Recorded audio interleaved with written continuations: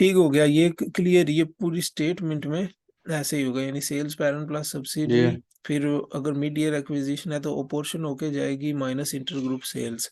अगर कोई सेल या परचेज की हुई है, जाहिर है एक सेल करेगा दूसरा परचेज करेगा, फिर इस तरीके कास्ट ऑफ सेल्स में से क्या करना है, parent plus subsidiary mid year acquisition है, apportion minus intergroup purchase. ठीक है, दूसरा ज़ायरा परचेज करेगा तो परचेज इधर से निकालोगे, प्लस क्या करोगे, पर्प। पर्प यहाँ पे प्लस क्यों हो रहा है, पर्प यहाँ पे प्लस इसलिए हो रहा है कि original inventory come back I जाए कास्ट ऑफ सेल्स में, यानी माइन इंटर ग्रुप परचेजेस जब हो रहा है तो इंटर ग्रुप परचेजेस ज्यादा अमाउंट का हो रहा है ना। जी ठीक है, तो जब पर्प यानी हम वापस लेके आएंगे वो डिफरेंस खत्म हो जाएगा। जैसे 500 की इन्वेंट्री बिकी, ऊपर 500 माइनस हुआ, उसने तो सेल इतनी रिकॉर्ड की थी, यानी तो ये -500 कर रहे हैं। तो जबकि चीजें असल में गई कितने की थी, चीजें असल में गई हुई यानी दूसरे के अकाउंट में से, दूसरे के अकाउंट में से चीजों की वैल्यू 400 हुई, 400 की गई हुई थी, लेकिन हम 500 की रिमूव कर रहे हैं। 500 की इन्वेंट्री तो नहीं ना गई, इन्वेंट्री ओरिजिनल में 400 की गई, जो 400 सेल की हुई है। ओरिजिनल में गई वो हमने रिमूव कर दी, लेकिन परचेजेस की वैल्यू ओरिजिनल में 400 थी। ठीक है, 100 क्या था, प्रॉफिट था, पर्प था। तो उस 100 पर को जब दोबारा देंगे तो ओरिजिनल इन्वेंट्री वैल्यू आ जाएगी। अंडरस्टूड, नेट इफेक्ट 400 आ जी जाएगा, -100 +100 इक्वल टू 400। ठीक है, तो ये आपने स्ट्रक्चर फार्मूला बिल्कुल ऐसे ही जेन में रखना है सही है। कि क्या क्या चीज माइनस होती है, बाकी इसमें कुछ नहीं है। ये 2 3 4 बार लिखोगे आप तो आराम से हो जाएगा। फिर ग्रास प्रॉफिट आएगा, ये आप इसको जमा माइनस करके करोगे, ये नहीं कि पेरेंट का भी ग्रास प्रॉफिट जमा करना है, सब्सिडरी का भी, ये जेन में रखनी है। ठीक है, ठीक। ग्रॉस प्रॉफिट कैसे करना है, इन दोनों को जब आप करोगे तो इन दोनों को जमा माइनस करना है तो ग्रॉस प्रॉफिट आएगा। ग्रॉस जी प्रॉफिट वहां पे पेरेंट और सब्सिडरी का भी दिया होता है, उसको नहीं डायरेक्ट जमा कर देना कि ग्रॉस प्रॉफिट पेरेंट का ये मैं है सेल्स सब्सिडरी का को ये है। कास्ट ऑफ हाँ, सेल से कम करेंगे वो ग्रास प्रॉफिट हो जाए। हाँ आपने ये वर्किंग करके प्रॉफिट निकालना है, ग्रुप ग्रॉस प्रॉफिट। ठीक है, और वहां पे उन्होंने सब्सिडरी का भी दिया होता है, जैसे यहाँ पे उन्होंने देखो ग्रास प्रॉफिट में पेरेंट सब्सिडी भी दिया हुआ है, ये दोनों जमा करके ग्रास प्रॉफिट नहीं नहीं करना, आएगा ग्रुप का। ये ग्रुप ऊपर का वाले ग्रास सारे। प्रॉफिट, हाँ इसकी वर्किंग होगी, फिर इसकी वर्किंग होगी, फिर इन दोनों को जमा फिर आएगा। माइनस करोगे तो फिर आएगा। ठीक है, ये जी बात ध्यान में रखनी है। हाँ, ये शॉर्ट क्वेश्चन आते होते हैं, ग्रास प्रॉफिट फाइंड करें जी, और ये क्या कहते हैं मल्टीटास्क क्वेश्चन में भी, यानी लॉन्ग क्वेश्चन में भी ऐसे ही आता है। फिर आ जाता है जी डिस्ट्रीब्यूशन कास्ट वगैरह, डिस्ट्रीब्यूशन, एडमिनिस्ट्रेशन। हाँ एडमिनिस्ट्रेशन, ये दोनों की दोनों parent plus subsidy, apportionment same, apportionment same. ठीक है, फिर आ जाता है जी डिस्ट्रीब्यूशन के बाद एडमिनिस्ट्रेशन।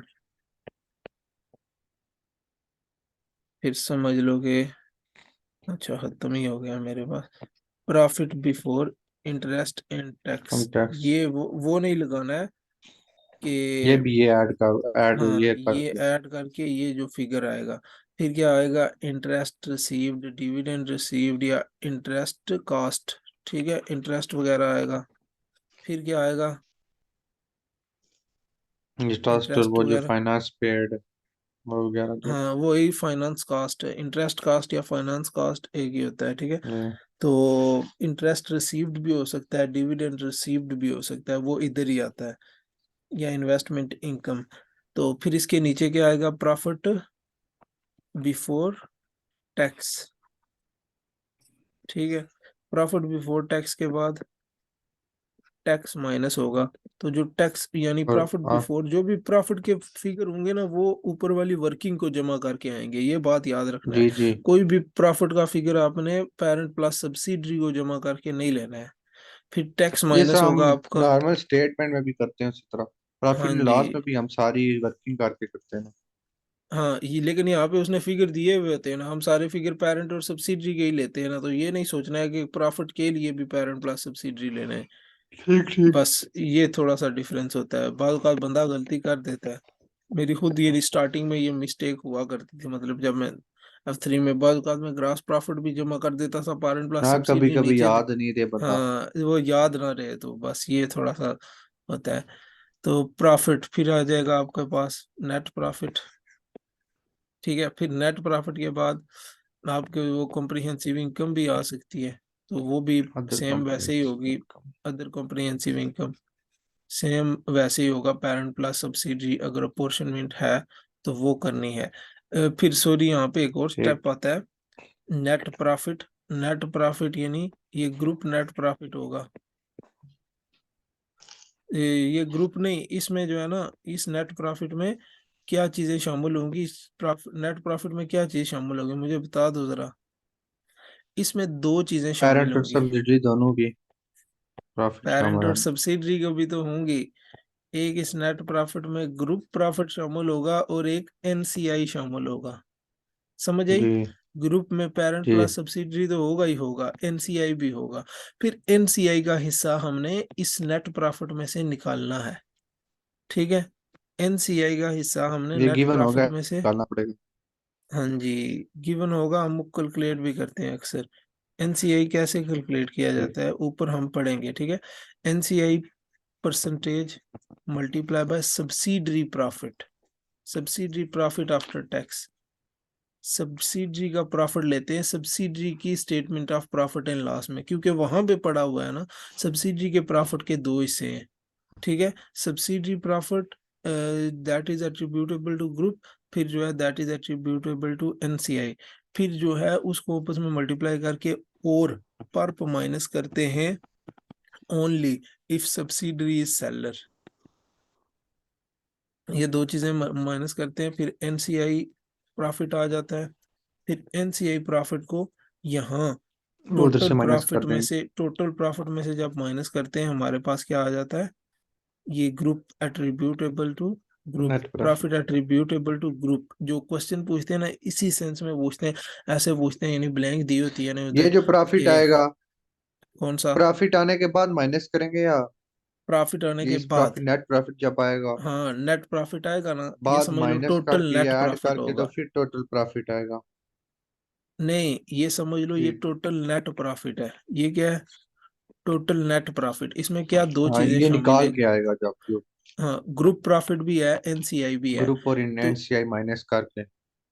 उन यार, ये टोटल नेट प्रॉफिट, बात सुनो ना, ये टोटल है।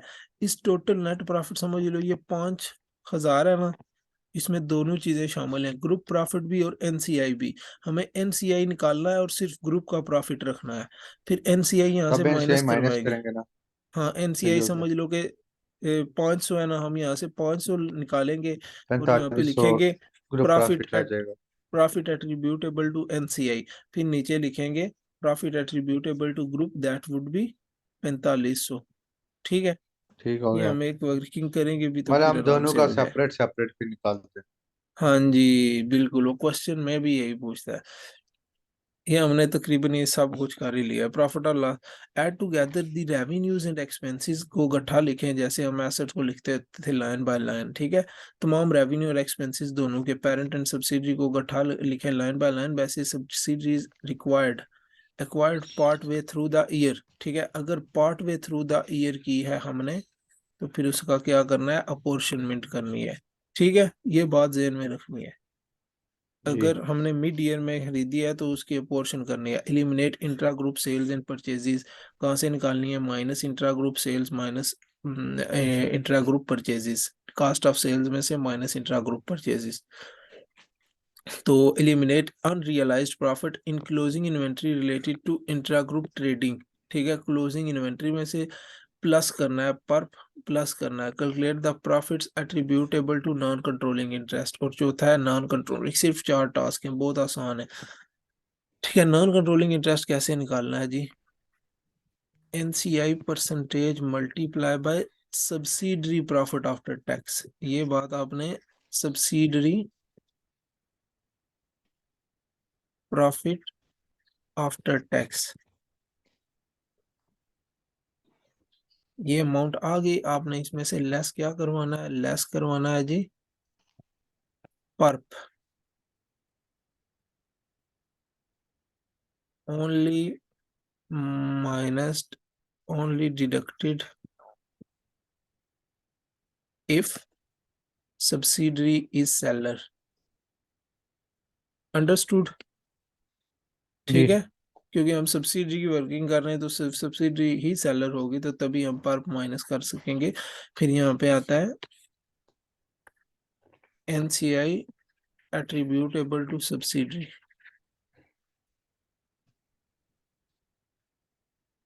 ओ सॉरी यार, प्रॉफिट attributable to एनसीआई।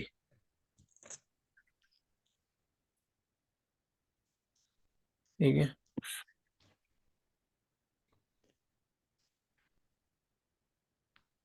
अच्छा जी, ये हमारी नेक्स्ट है, इसको हम करते हैं prepare consolidated statement of profit और लॉस। ये बिल्कुल सिंपल ही है, जो देखनी है। यहाँ पे उन्होंने डेट वगैरह मेंशन नहीं की है, बिल्कुल सिंपल, आपको सिर्फ जोड़ने के लिए ही कह रहे हैं, समझ लो। 75% इक्विटी शेयर्स लिए। एक बार इसको यानी आप गो थ्रू करो जरा, एक बार इसको गो थ्रू करो। मैं करता हूँ। हम्म,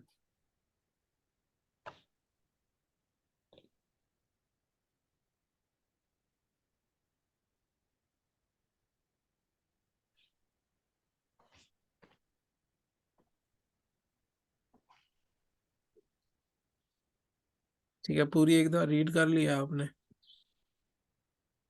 जी हाँ जी, यहाँ पे जो है ना बिल्कुल सिंपल ही है।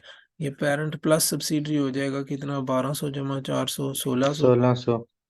ठीक है, तो यहाँ से ये बिल्कुल पेरेंट प्लस सब्सिडरी हो जाएगा। बस यहाँ पे बिल्कुल जमा माइनस ये 10, 1000, 1300 1440 और 1440। माइनस हो जाएगा तो 160 आ जाता है ग्रॉस प्रॉफिट।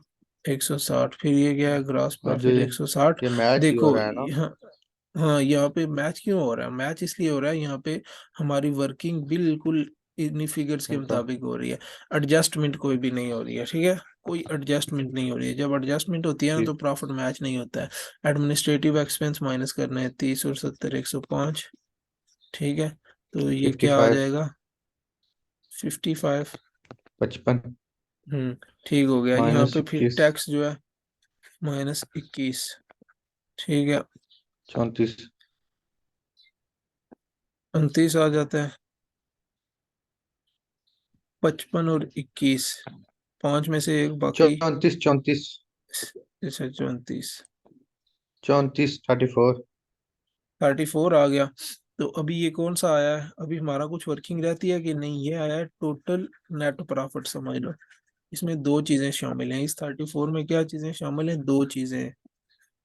ठीक है, एक क्या है, ग्रुप प्रॉफिट है, और और ग्रुप एक और एनसीआई का दूसरा नॉन हिस्सा है। Controlling interest. ठीक है, हमने एनसीआई निकालना है। एनसीआई कैसे निकालेंगे, NCI is equal to NCI percentage multiply by हाँ प्रॉफिट एट्रीब्यूटेबल टू, सब्सिडी ठीक है, सब्सिडरी। सब्सिडी।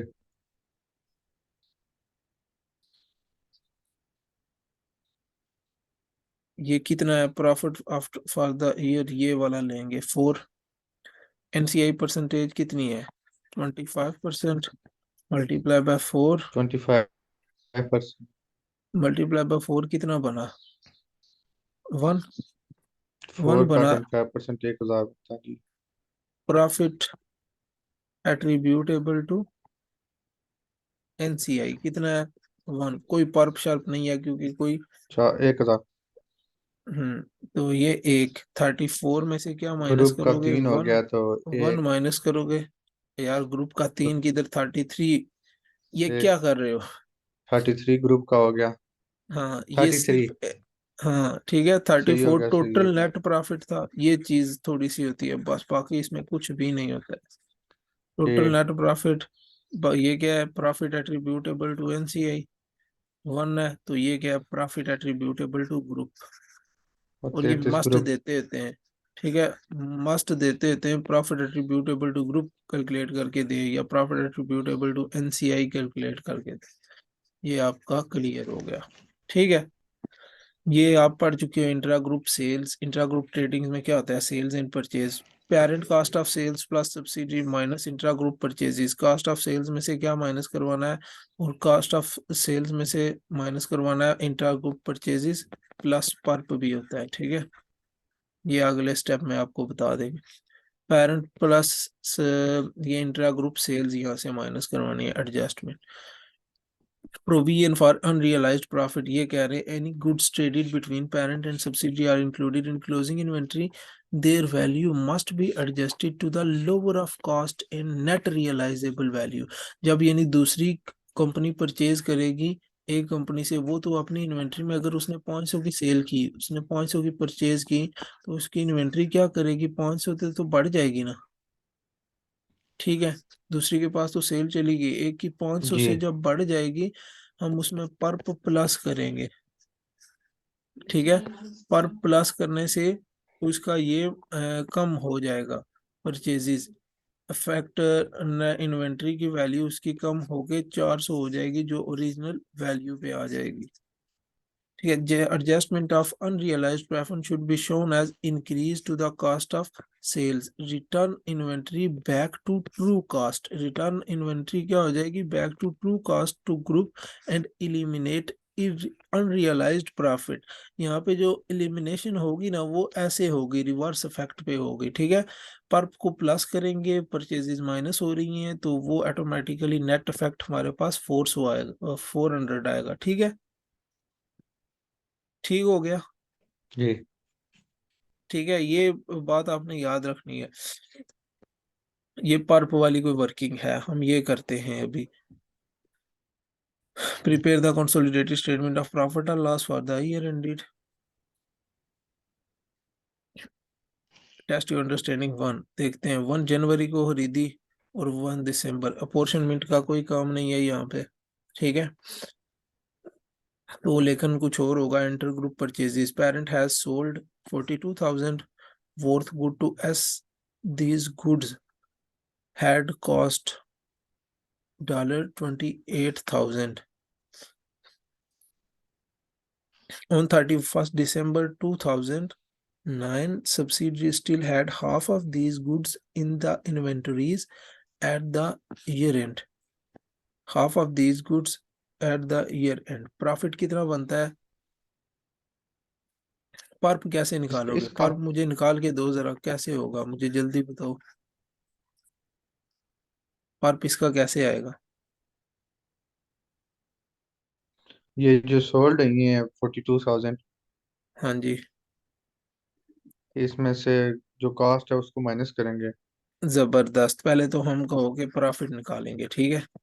प्रॉफिट निकाला हमने 42,000 माइनस 28,000, कितना आ गया, 14,000,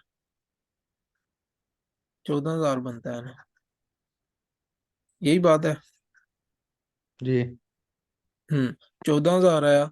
अब यहाँ पे दो चीजें आएंगी, प्रॉफिट और पर्प।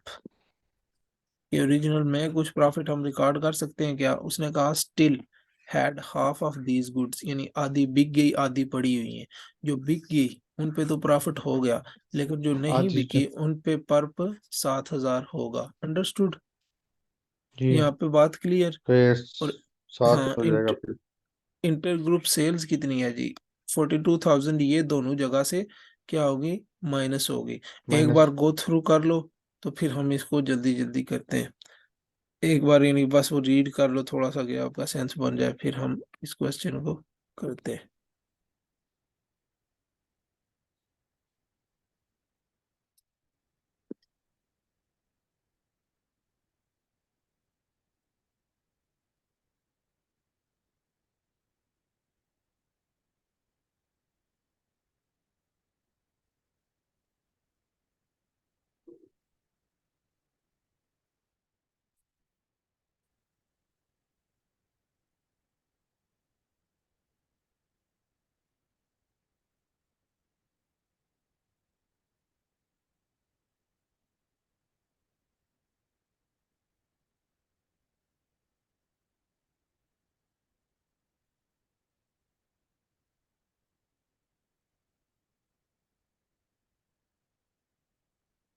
पढ़ लिया। ठीक हो गया, हम इसको स्टार्ट करते हैं जी। यहीं पे हो जाएगा, इतना बस टफ नहीं है। 630 प्लस 260 माइनस क्या करना है, इंटर ग्रुप सेल्स, ठीक है, 42 जो -42। सही है। ये आप कैलकुलेशन जल्दी जल्दी करते जाएं और मुझे लिखवाते जाएं। 210 प्लस 105 और क्या करना है, -42 प्लस पर्प, पर्प कितना है, 7000, 7 लगा देंगे, यानी ये 7 पर्प, पहला 848। ठीक है। 848 माइनस ये आता जी 280। 280 पर्प। ओ यार, ये इसको करना है, ये भी हमारा माइनस है, ये 105, ये -42 प्लस 7 है, सिर्फ 280 आता है। हाँ जी हाँ जी 280 आता ना। ठीक हो गया।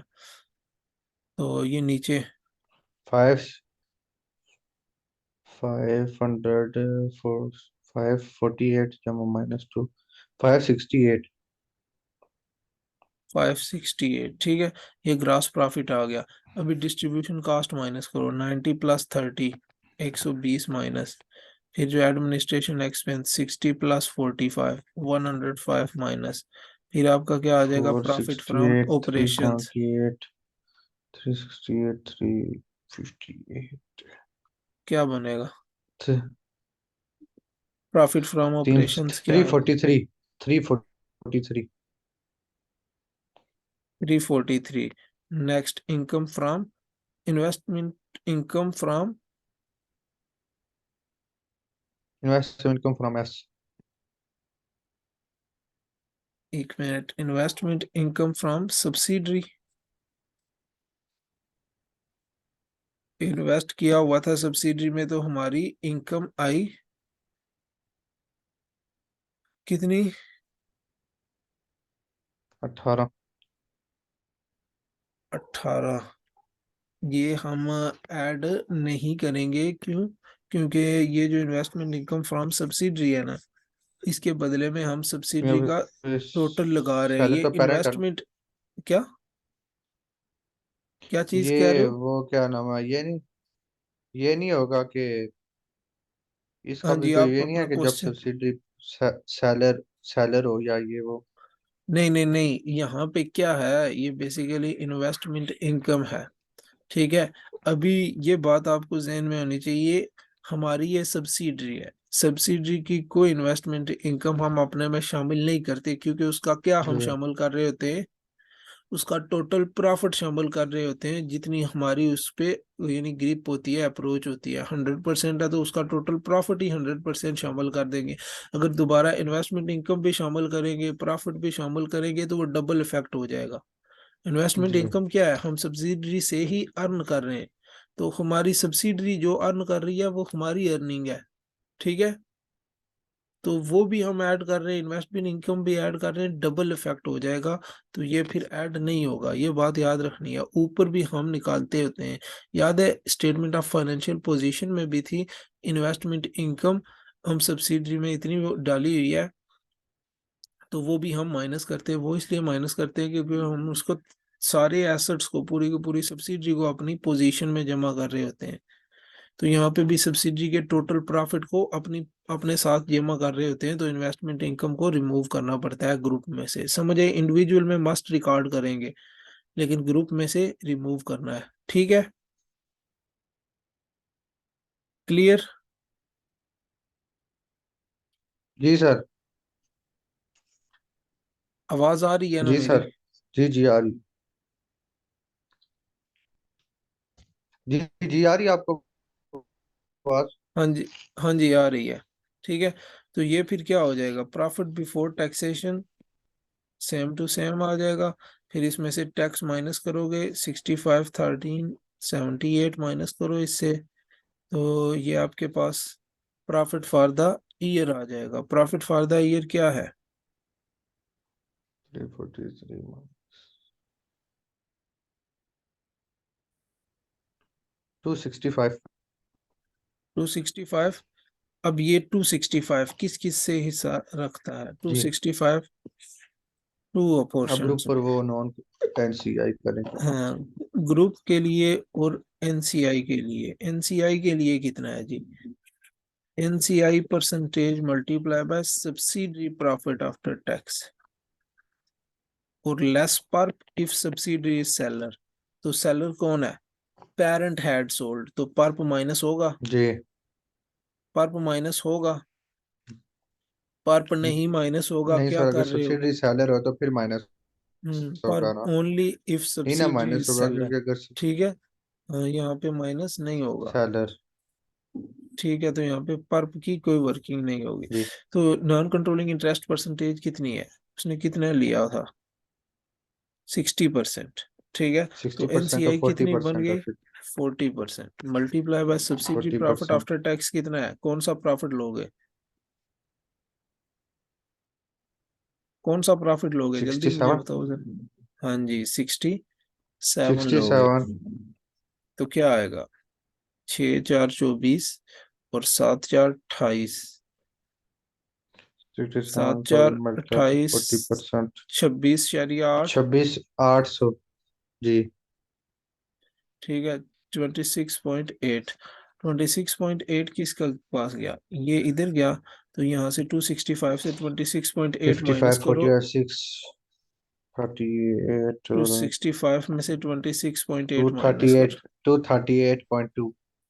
238.2 ग्रुप के पास चला गया। ठीक है, ये आपका पूरा सॉल्व हो गया। अंडरस्टूड? जी।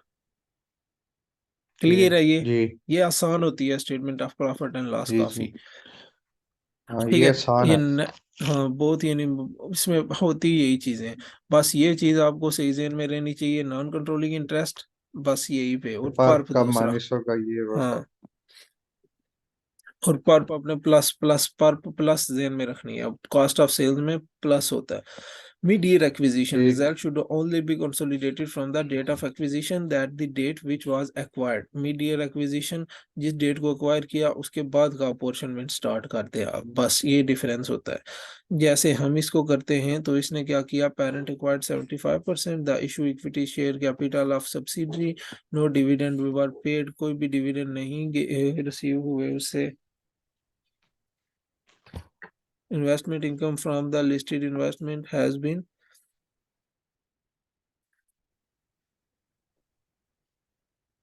Investment income. ठीक है, अब आपको क्या लगता है, इन दोनों इन्वेस्टमेंट में से कोई हमें शामिल करनी चाहिए? किस में से? Investment income. हाँ जी, ऊपर जो है इन्वेस्टमेंट इनकम, उसमें से हमें कोई शामिल करनी चाहिए। क्योंकि अभी पेरेंट के लिए क्या है, तो इन्वेस्टमेंट पेरेंट करता है तो करनी चाहिए मेरे ख्याल में।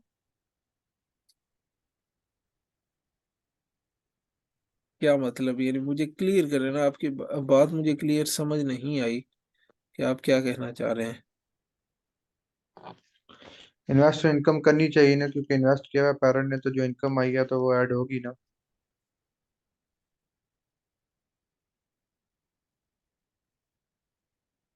क्योंकि इन्हें लिखा हुआ है कि करेक्ट भी अकाउंट हुई हुई है।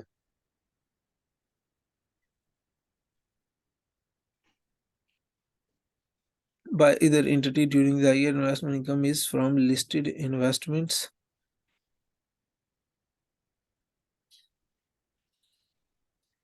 तो ये जो पेरेंट की इन्वेस्टमेंट है, आप मुझे बताएं, ये कौन सी इन्वेस्टमेंट इनकम है? उसकी सब्सिडरी से आ रही है? Issue share capital not given फिर बाय द देखो ना, फ्रॉम इधर ऊपर लिस्टेड। हमने, इधर ऊपर भी इन्वेस्टमेंट इनकम थी 18, हमने जी। ये जमा नहीं की। हमने ये जमा नहीं की, लेकिन यहाँ पे 16 क्यों जमा करेंगे? अगर आप कह रहे हो 14 क्यों जमा करेंगे? हाँ जी, सिंपली। ठीक है, ये उसकी इन्वेस्टमेंट इनकम किस से है? फ्रॉम लिस्टेड इन्वेस्टमेंट है, यानी उसने किसी लिस्टेड कंपनीज के शेयर खरीदे हुए हैं। ठीक है, स्टॉक एक्सचेंज में उसने शेयर जी। खरीदे हुए हैं, वहां से इन्वेस्टमेंट है, जो उसने 5 10% या 20% तक खरीदे खरीदे हुए हैं। तो वो वाली इन्वेस्टमेंट है। ऊपर वाली इन्वेस्टमेंट किस से रिलेट करती थी? ऊपर वाली इन्वेस्टमेंट फ्रॉम सब्सिडरी से रिलेट करती थी, सिर्फ सिर्फ और सिर्फ सब्सिडरी से। तो सब्सिडरी से जी जो रिलेट करेगी वो हम ऐड नहीं करेंगे, क्योंकि हम सब्सिडरी की पूरी कैलकुलेशन कर रहे हैं वर्किंग, यानी उसका प्रॉफिट हम ऐड कर रहे हैं, तो इन्वेस्टमेंट ऐड करने की जरूरत नहीं होती है। जबकि इस केस में लिस्टेड कंपनीज की कंपनीज से इन्वेस्टमेंट इनकम है। समझ आई कि नहीं? क्लियर बताना है, इंपॉर्टेंट पॉइंट है ये। जी, आ गया। ठीक है, तो दूसरी ये क्यों कर रहे हैं सब्सिडरी वाली? सब्सिडरी वाली तो करनी ही करनी है, क्योंकि सब्सिडरी की इन्वेस्टमेंट इनकम पेरेंट वगैरह से तो नहीं ना आई, कहीं और से आई है। उसने कहीं और के शेयर्स लिए होंगे, जिसकी वजह से सब्सिडरी को इन्वेस्टमेंट इनकम आ रही है, तो वो हम डालेंगे ही डालेंगे। अंडरस्टूड? जी। ठीक है, ये पॉइंट क्लियर होना चाहिए। तो बाकी उसने profits of both entities are deemed accurately evenly over the year, इसको हम करते हैं। रेवेन्यू, एक रेवेन्यू मिनट क्या रह गया। होगा? Less than 1 minute. अच्छा, फिर दोबारा ज्वाइन करो।